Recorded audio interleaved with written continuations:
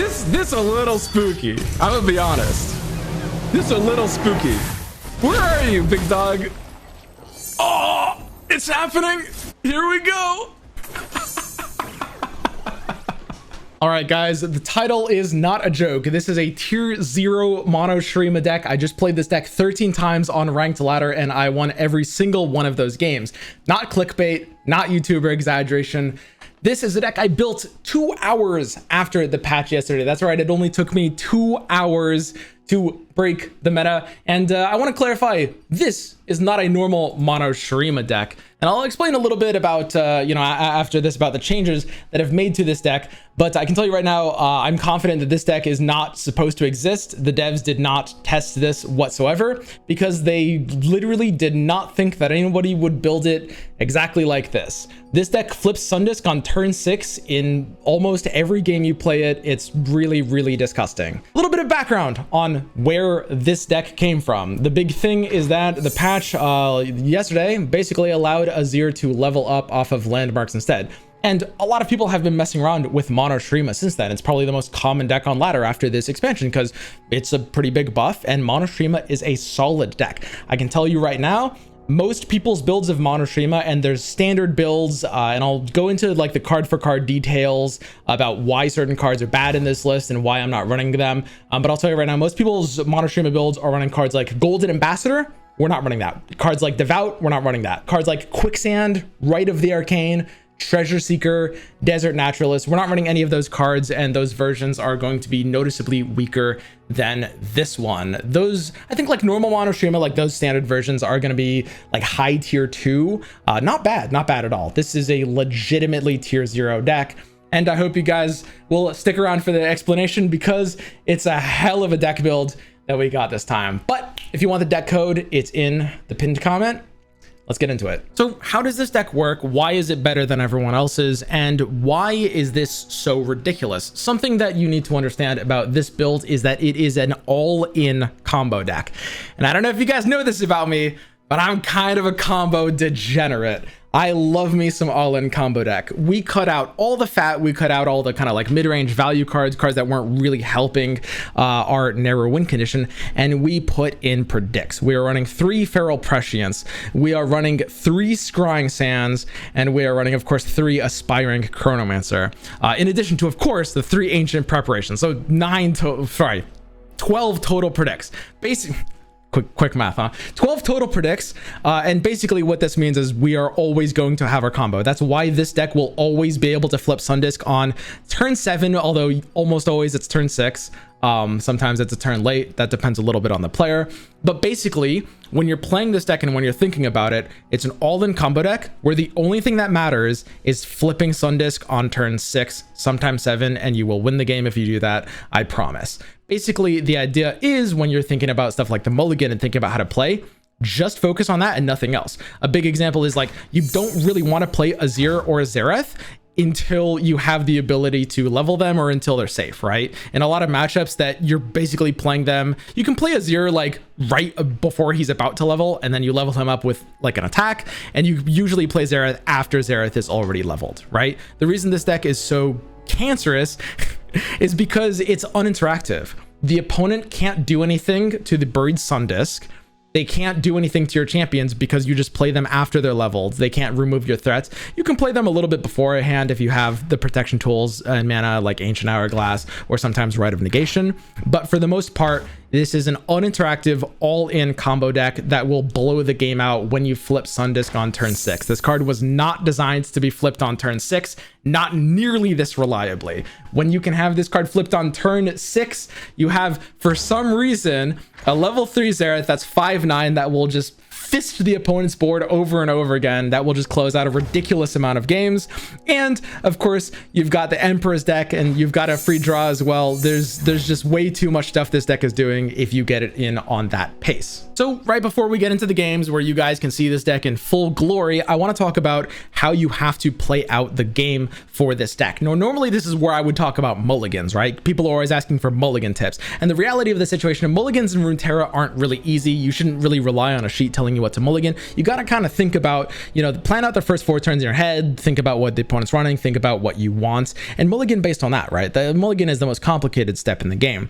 Now, the reason I'm going to go a little bit further on this one than the mulligan is because we run so much predict, right? So you need to not just be thinking about what you're doing in your opening mulligan, but every time you're predicting, you need to be thinking about what tool you need. So I'm going to teach you guys how to think about the deck and how to build towards that win condition, right? So you're just trying to flip Azir and Xerath on 6 so that you have the buried Sundisk flip, which is going to win you the game, right? What this basically means is, yeah, you want Azir, yes, you want Xerath, but the biggest thing is the plan to get there. So Azir is pretty easy to level. He will level basically by the time Xerath is leveled, Azir should be leveled or leveling. You don't need to play Azir early. You don't need to get the free Sand Soldier out of a free attack. You can usually just play Azir on turn 5 or 6, sometimes 7, and just have the Sundisk flip that way, right? Sometimes he needs 1 attack, but that's it.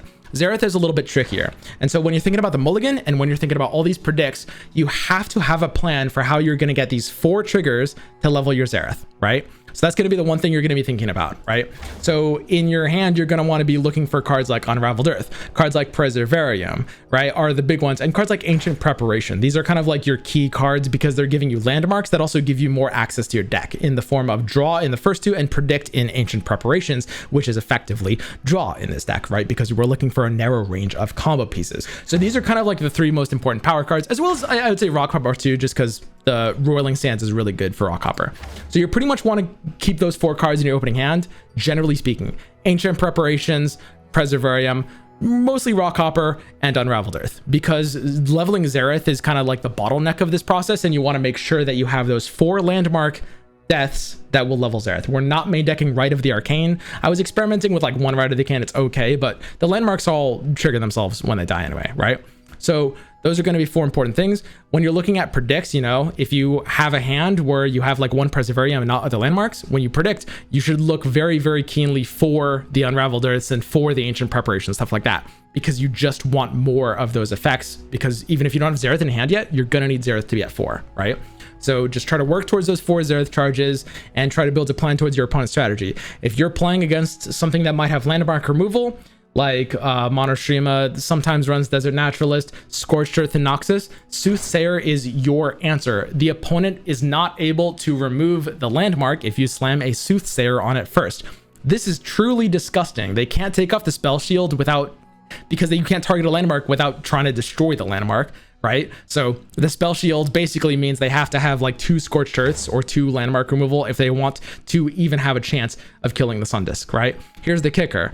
Unless they do it on exactly turn 2, you can use Rite of Negation to destroy their landmark removal, right? Aftershock or whatever. If they try to do it on turn 2, which is possible with Scorched Earth as well as Divergent Paths, which, I don't know, Targon's Peak Stacks might runs this. If they try to do it on turn 2, if you have the attack token on turn 2, you can play a Soothsayer because you have first action on turn 2. You can play a Soothsayer and immediately stop any chance that they have of being able to win the game. Even if they have Scorched Earth in hand, even if they knew to mulligan for it, even if they knew to bank 1 mana on turn 1, even if they knew to play it on turn 2 to try to get it under Rite of Negation mana, because you don't have 4 mana on turn 2, if you have the attack token on 2 and you slam a Soothsayer, they can't win unless they have a second landmark removal. It's truly, truly disgusting. So keep that sort of thing in mind when you're mulliganing, right? Because you're going to want to keep Soothsayer in those kinds of matchups, right? The one last tip is keep predicts aggressively, right? So in a lot of opening hands, I will keep cards like Feral Prescience in my opening hand. Seems kind of weird, but because this card represents a choice of 3 cards, if I mulligan it, I get a random card. If I keep it, I get a controlled choice of 3 cards or a random card, sort of like 3.5 cards, right? And I'm down a card, but this deck does not care about card advantage. This deck is pure combo. It's like an Exodia deck. You will win the game if you flip Sundisk on 6. Nothing else matters. And just think about it in those terms, and you should have a very, very easy time smashing the entirety of Ranked Ladder all day with this deck, my friends. All right, now we've got some special games for you guys. Hope you guys enjoy. I mean, here's the question. If we can reliably get the combo flipped on turn 6, not turn 7, not turn 8, turn 6, and there is a big difference there, and we can not die to like super aggro decks until then, do we just win the game? Like, Azir and Xerath together are insane when you have the flips on disc. It's literally not fair. So here, yeah, we can go in basically for the turn 6 combo. Yeah, we're going literally all in. I don't even know if I keep Golden Ambassador here. It has to be worth keeping Golden Ambassador.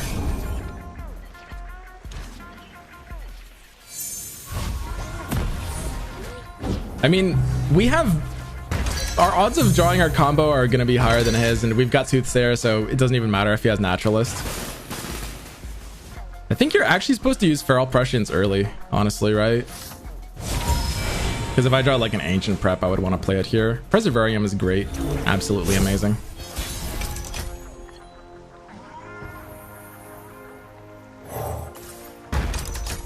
And there's no reason to play Soothsayer until, of course, you know, turn 3. Could play it on turn 4 too, since we have first action turn 4. I mean, hopefully he doesn't have 2 Naturalists, or, you know, we might have a problem. Alright. Yeah, I mean, it's a good turn for Soothsayer. We've got a good stat line into this. Sure, why not? The oasis of the dawn. You got caught. Alright. So, he's got a bit of aggro pressure, but that deck just... There's no way it can put nearly enough pressure. I guess I can... if he has 2 Naturalists, I can Hourglass my Soothsayer. Alright, that is funny. That's really funny.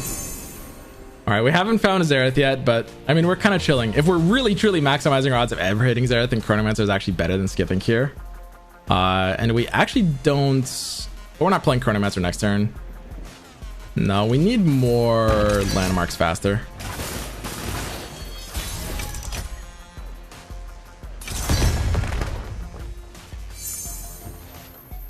But the strategy gets so much more reliable like this. Yeah, and taking the 0 out of the pool does mean our Golden Ambassador will probably hit what we need it to. All right, this is a little wacky. So our Xerath is 1 out of 4. We're looking to go off on turn 6. And it's kind of important that we go off on turn 6. And because of that, I think we actually need to use the Ancient Preparations here instead of playing the Golden Ambassador first. If we find the Xerath on it, it's actually going to be really awkward. But we need to play it this turn so it'll pop on turn 6 and give us the ability to level up our Xerath, I think. I think it's just too important. Alright, and that's perfect. I'm fine with this. Does Azir might actually need help to level up now. God, am I going Dunekeeper? Oh, you gotta count up the mana. Okay, so Golden Ambassador comes out on 4. Xerath... Sorry, Golden Ambassador comes out on 5. Xerath comes out on 6. I don't think I actually need Rite of Negation for anything here. I think it keeps me a little bit safer. There might be one thing I'm just not accounting for. All right, so if I play Azir here, I think Azir is actually safe to play here. Even though it's vulnerable, it's a little awkward, but this actually guarantees that we have the flip on 6. I'm just trying something. This is an experimental build of the deck that's just trying to flip on turn 6 and nothing else. I mean, honestly, maybe there is just something to this. All right. The thing is, I don't know if I'm flipping on turn 6, I don't know how much of an advantage I'm getting over him. Unless he hasn't drawn Xerath yet.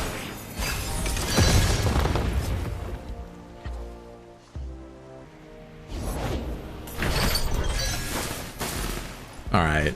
So now we've got to take our Ambassador. Hopefully this hits the 75%. Nice. Shurimans, I have waited millennia to hear your cheers. All right. Perfectly. Nice. So the Azir is 9 out of 13. We can take a free block here. He doesn't really have the ability to threaten the Azir. I think I take the Hourglass now, though, on the Azir, because I can't do it. Actually, I can do it after combat, because all of his responses to it would be fast speed anyway, right? Yeah, there's actually no reason to Hourglass it before combat unless I care about its health afterwards, which we have an empire to build. I don't think is even possible. All right, so now we Hourglass the Azir.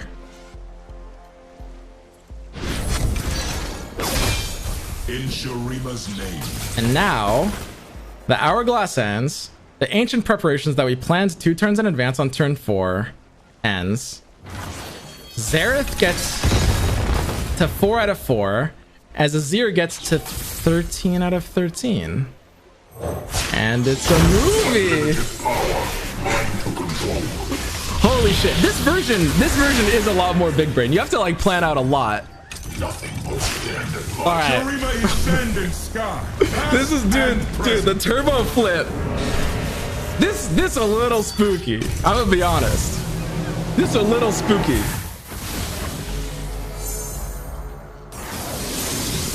All right. Hold up. Is this actually how we're building it?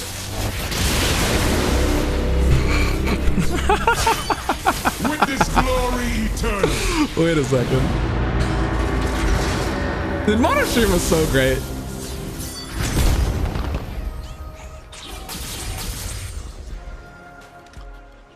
All right. So now I'm basically, I mean, he could have both, but he's just slower than me, right? I think we just dunk on him now. I mean, looks like a dick swing to me. We'll just threaten to kill him on turn 8. We have our Emperor's deck. What is he gonna do? All right, seems good. Riot should add the option to skip cutscenes if they want to buff Mono Shurima. Oh no, not a chance, dude.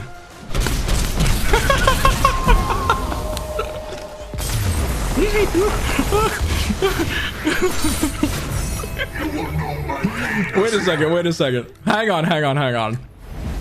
Might be onto something here. All right. Oh no. Oh god. Why? This version, I will say, is more fun. I love me some all-in combos. So they don't run like Aftershock, right? Would they? Nobody would do that. I'm gonna try this. You did like Quicksand too? Yeah, Quicksand would be good.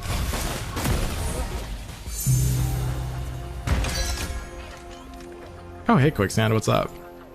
So again, I mean, I honestly think Feral Prescience on turn 1 is in hands like this. We want to take it because if we hit Ancient Prep, I think we are in for. Wow, this is a weird one. I mean, it's either Rockhopper or Unraveled. As good as Quicksand is, these two are priorities here. Unraveled is so greedy. We're going off on turn 7. I'm gonna go for Unraveled. I'm gonna greet it and just see what happens. I mean, they can't kill us that fast. It's a burn deck.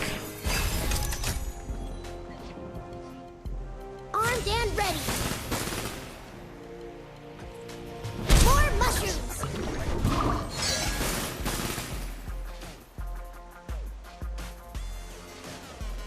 Last in Athlame buys me a new sail. Spell shield might be needed. I mean, unless he's actually trolling and running Aftershock. I mean, I'd probably run Aftershock on day 1. Look at all these Mono Shurima players. Man, who would do that? Who would actually just roll up with Aftershock in their deck right now? That would be way too rude. I actually don't even know if I can play Azir yet. I think it might be more important to get the other Rockhopper out. Yeah, because I need to have access to both Unraveled Earths. And we're not attacking if he's burning his 2 mana anyway. So Azir's attack gets wasted. Rumble burn or 3 Aftershock? Yeah, but I mean, okay, that's a different deck. Not in this deck, surely. Alright, these pranks are actually really annoying. Just... oh god. Alright, this is actually a hard counter.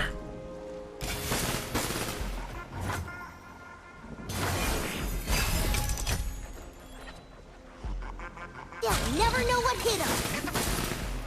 I mean... I am...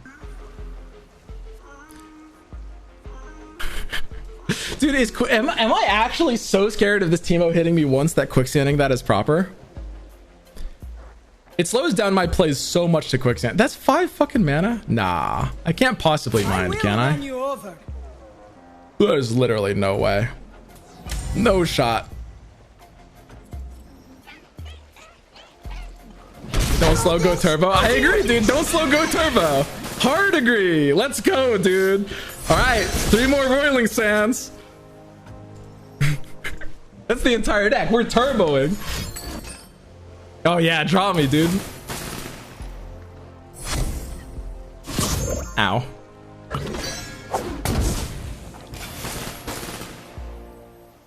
Whee. My name will echo through the ages.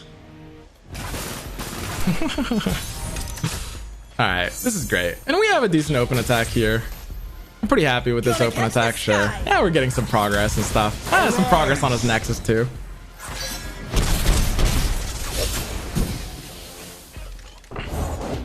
Oh, if mushrooms could. Oh, hello. I'll have what he's having. All right, so I mean, I don't think it's safe to even just like jam the Xerath here. I'm happy to just like Rite of Arcane though, right?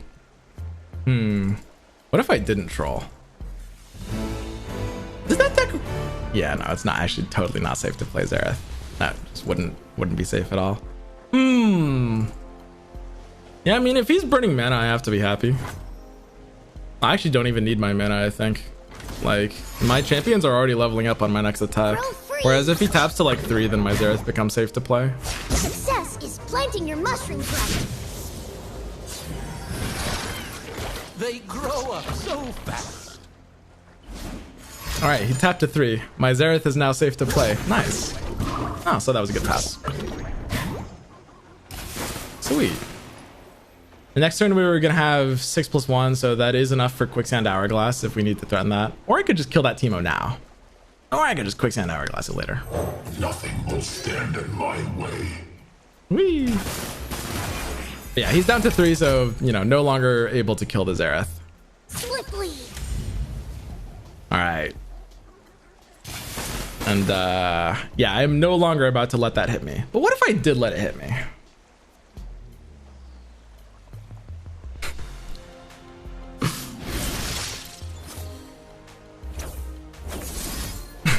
Sorry, Teemo.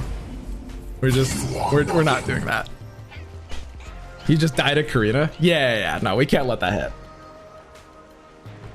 hit. Learn from last time? Guys, obviously letting Teemo hit never made sense. Whoa. Huge, dude. Sick. Okay. I could Hourglass my Xerath right now. This is the safest Hourglass he's getting. Sandal Scout recruit Ava. What is it? Alright, so the Azir is now gonna go ahead and level up, and the Xerath is gonna level up too. So yeah, we're just gonna do this. Cause like, I mean, okay, yeah, no, it seems good. We're just, yeah, we're leveled again. All right, bet. The whole world shall tremble before thee.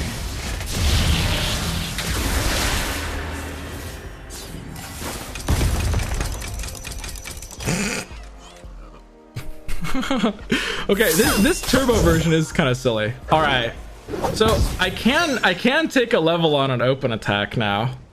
I mean, I could also just like attack now and get my level up that way. The landmark doesn't pop. Azir can go ahead and drag her because Azir is about to get chunky. And all of our mushrooms are getting reset. Yeah, I think I'll just take this. This one looks good. The order is given. I have risen, and with me, Shurima. All right, so we got all the shrooms out of our deck. All 33 of them are gone. I'm at 15 health. I'm big chilling right now.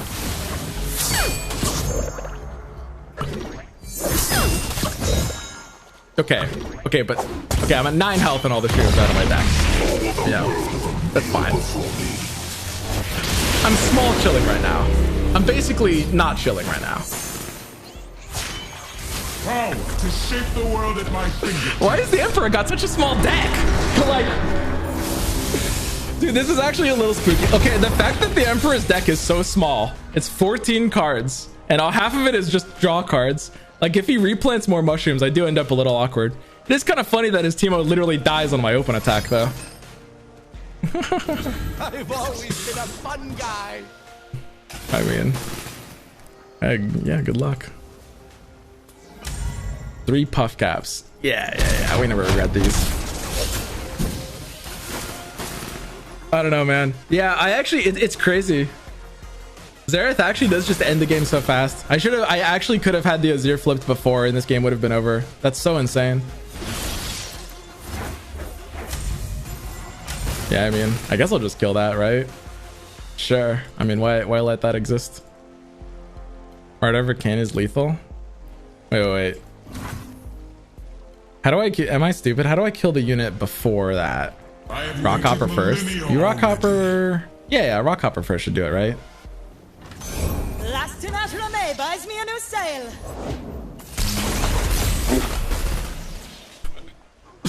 No. You can like prep right. Yeah. He's good either way. All right. Yeah, we can just kill him. Dude, that's so crazy. It's so crazy how fast level 3 Xerath and level 3 Azir just end the game on the spot. Like, this is so ridiculous. I think this is actually the way to build the deck, guys. I actually think we're running Feral Prescience. Like, I'm so serious. The entire point of the Sun Disk is that we can vomit out all of our resources on making sure it happens fast and reliably. And if that happens, then even if they have an answer to like Xerath, Azir's Emperor deck will just give us the value we need, right? Like we don't really want to even have a hand after that point. What is wait, is this Poros? Is the only thing it could be if it's not running any champs? Oh god. Took a short break from Oh, I just took out the quicksands. Why? Amazing patch. Come on, man. What is this? All right, so the question is like I think we keep Preservarium. I actually have been liking keeping Rock Hopper because we need one early play in. We do actually need the triggers from Rock Hopper. I will actually keep Rock Hopper in this. Even though it's not like an integral combo piece, it's something that we need. I'll Feral Prescience. Oh no, okay. I want Feral Prescience on turn 1 then. If you don't have Ancient Prep, you should do it on turn 1. If not, then you don't. There's no way he runs something that would make me need Soothsayer. And we can't really need more What are we short on combo pieces? We're attacking on 5. I guess I'm skipping here. Come on, people. Let's make tomorrow today. It's a little weird. Definitely, we might have too much protect. We'll see. Keep it up. If it's made of sand, I can ride it. They may run Aftershock. Who would run Aftershock? Come on, man. That would be really degenerate. Another Preservarium. I think more Rock Hoppers is just good. If I use all of my predicts on things that don't chain predict and no Xerath, then I might be a little slow. But we have an extra turn to actually get there. And we still need the landmarks. Yeah, Rock Hopper's good here. Because there's no point in drawing Xerath before we actually have access to him with the landmarks. Azir doesn't really need to level up. Like, playing Azir now would basically accomplish nothing.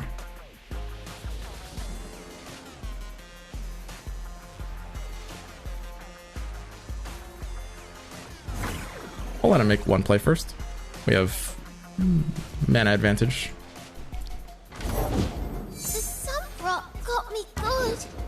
So stupid. I think I actually do probably play... Do I need the pressure of the rock? No. I play the Preservarium now. I think we need the draw 2 turns from now. I think ends up being pretty important. Azir has basically no pressure on this board. Azir can potentially block the Zonite Urchin next turn. If Azir dies, that's pretty bad for me, but his deck shouldn't really have lots of ways of killing Azir. All right, I'll Preservarium for the turn 5 Xerath. Yeah, I think that's better. Is it possible to do this combo on turn 5? If I'm like... I haven't actually ran the numbers in my head. It has to be possible. It would just be like... It would be ridiculously hard, though. It's almost impossible to get it on turn 5. It might take like... a very, very silly version of this deck. So I think I just take the other prediction now then, right? Yeah. Yeah, taking the other predict now then is better. So on turn 4... Our Azir is 6 out of 13. Oh god, if I had played the Azir on turn 3 and gotten the one Sand Soldier with its attack... Oh god, would that have been the turn 5? Wait a second. Did I miss one Azir trigger? Would that have actually been a turn 5 flip? No, because the Sun Disk is only 21. Yeah, the Sun Disk doesn't even get to 20. Right? Just do turn 5 Ascendance Rise. Yeah, sure, you got me. You need not follow, but you will witness. God, that's so sad. Watch your backs! Spare a coin. Sedition. Yeah, this is fine. So we want to use the hourglass on the rock hopper, and we'll do that right now while he's tapped out, and we cannot let one of the forge chiefs draw because of it. Actually, we can what's even a little bit better is forcing out the leaving the vulnerable one, I think, because the Azir. Nah, that makes literally no sense. All right, so now we hourglass the rock hopper. It's pretty much only safe to do this when he's tapped Hunter. We get the landmark off of that. Xerath goes to 4 off of these 2 landmark triggers, and Azir goes to 10 because rock hopper comes back and generates another roiling sands. Azir goes to 11 off of Xerath.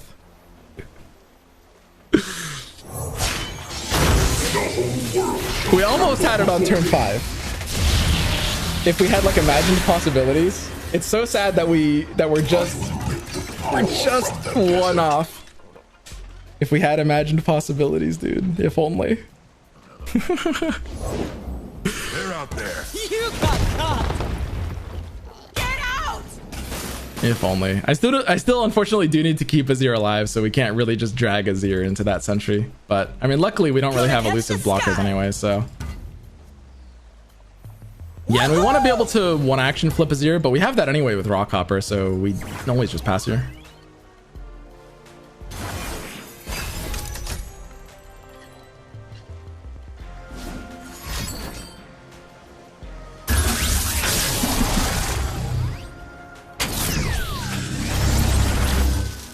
I mean, so he develops into this.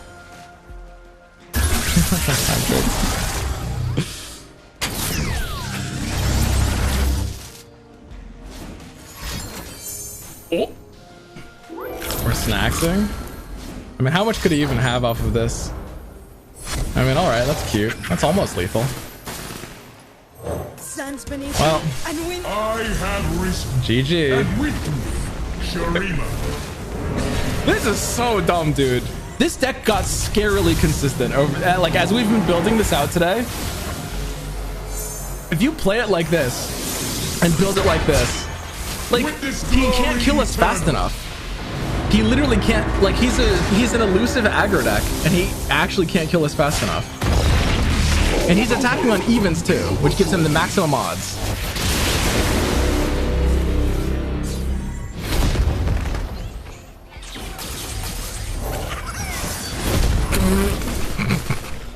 Sorry, that's I don't know why that was funny to me. Just, yeah, he literally dealt 2 damage here. Holy shit.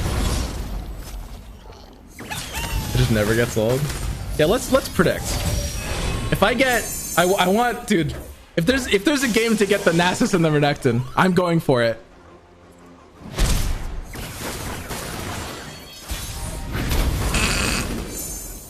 All right, wait a second. It's very, very, very important. We can't concede yet. Blessing is life, his anger death. Oh, fluff everywhere. My board space. Oh, it's a disaster. All right. We can't concede it. We can't. We actually wait. I need all 4. It's important. It's important.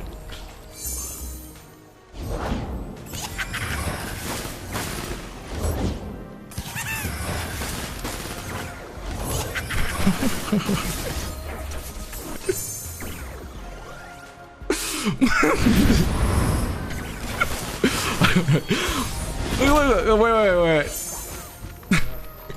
Guys, I promise this isn't rude, okay? I know it might look a little rude, but I just want to get the Nasus and Renekton, okay? I need the board space for them. My board!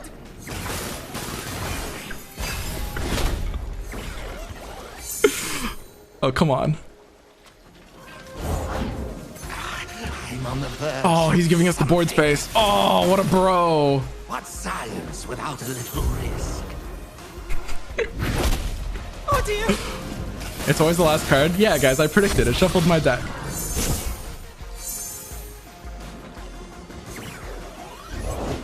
Nothing escapes my watch. All right, where are you? Come on, guys. Obliterate an enemy follower, draw one. Wow, that is a little rude, actually. All right, hang on. We're kind of close to milling ourselves.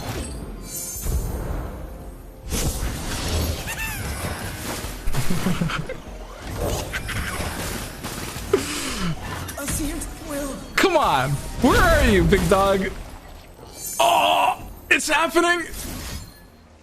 Here we go.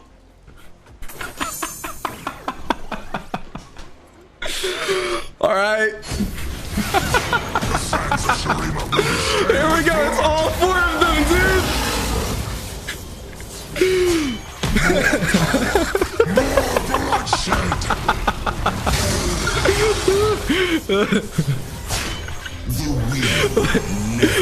It's too much. It's too much, dude. The sun disk rises and the cycle is complete. Holy. The answer is here somewhere.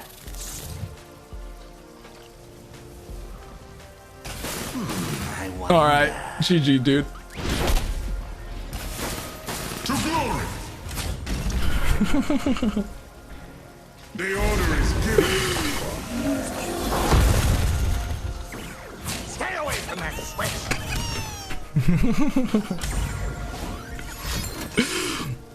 God damn it. Holy shit. What a dumb deck. Alright. Oh. All of Shurima will worship me. I don't know, guys. This build, I mean, I haven't even fully finished it yet. And it's... The one we started with today was definitely pretty behind, but this build feels very scary. Guys, so that's it. That's the deck. It's completely unfair, entirely degenerate, not even close to balanced. And I hope you guys have a lot of fun with this one. I like how I've just gotten into this thing where like I don't even really play this game most days anymore, but it's just like every time there's something, I'll just roll up for like 2 or 3 days and then just like ruin the meta for everyone and just dip. This is great. All right, so speaking of which, the second day that I'll be streaming this game is actually starting right now as you're watching this, if you're watching this live in the premiere, because I'm starting my stream over at twitch.tv/simstream, where I'm going to be playing more of this deck and spreading it even more. And it says, no, it's really not okay, even a little bit, but I'm going to enjoy it for another day or two, and then it'll probably get old fast, but hella fun for the next day or two, while it's still fresh. So join me. And yeah, I'll see you guys there, hopefully. And if not, take care.